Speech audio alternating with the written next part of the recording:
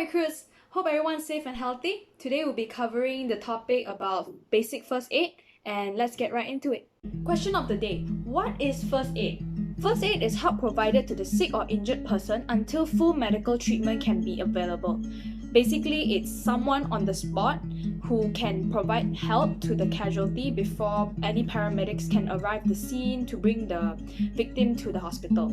So, the person giving first aid does not necessarily have to be someone who knows the victim. You can just be a bystander. As long as you know first aid and you know how to perform it, then you're safe to go.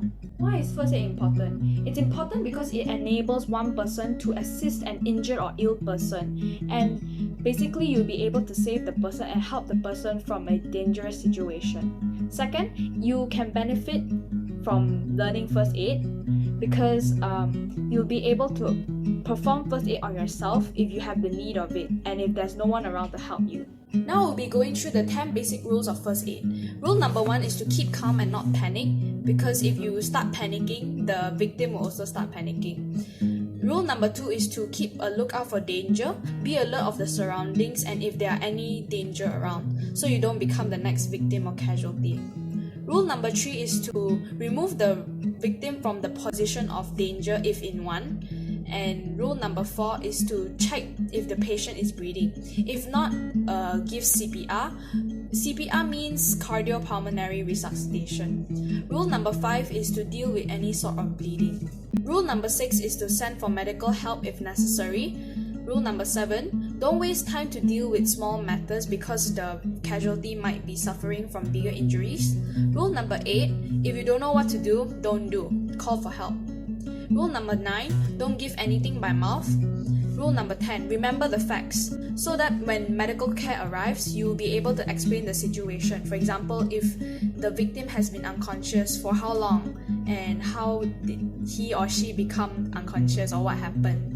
Moving on, the first aid kit is a collection of supplies to use during medical treatment or first aid. The first aid kit is very important. Therefore, every household or every facility such as school or church should have their very own first aid kit.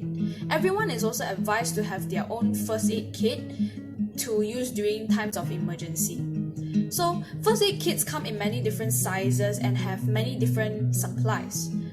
One can adjust their personal first aid kit based on the possible situations that may happen around them.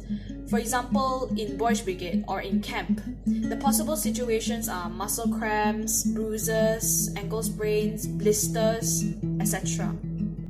So with the first aid kit, you'll be able to find plasters, sterile gauze dressing, triangular bandages, rolled bandages, safety pins, tweezers, scissors, alcohol-free wipes, sticky tape, thermometer, cream or spray to relieve insect bites, yellow lotion, antiseptic, painkillers such as Panadol, and most importantly, your instruction booklet.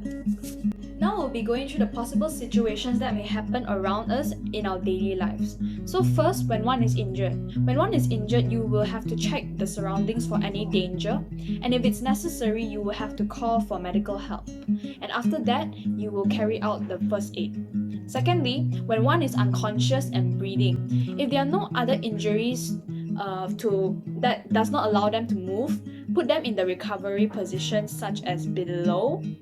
Okay, and lastly, when one is unconscious and not breathing, call for medical help and start CPR. CPR is cardiopulmonary resuscitation, and only do the hand-only CPR if you're not trained to do the rescue breaths. Next, we'll be looking at common injuries that happen during boot camp, our daily lives in school or Boys Brigade, and how to treat these injuries. First, we have sprains and bruises. For sprains and bruises, we use the RICE treatment. RICE stands for rest, ice, compression, and elevation. So the RICE treatment is commonly used to speed up the healing process and reduce the pain and swelling. So rest, you basically don't use that body part, you just rest it. Ice is to apply ice packs to that certain part. Compression is to wrap the part firmly with elastic bandages or compression sleeves. and elevation is to elevate the part above the heart to reduce the pain and swelling. On blisters, so we will wash out the part of the blister and then we'll bandage it and give it ventilation.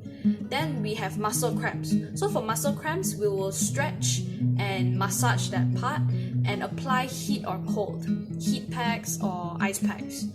Lastly, for cuts, we will stop the bleeding, apply direct pressure on the area, and then clean the area with a warm water and gentle soap, apply antibiotic ointment to prevent infection, and put sterile bandages around the part. Okay, recruits, we have come to the end of our class today. So I hope you've learned some valuable knowledge that you'll be able to imprint into your brains. And yeah, the link for the quiz will be down below. Stay safe, stay healthy, drink more water, sleep early, and yeah.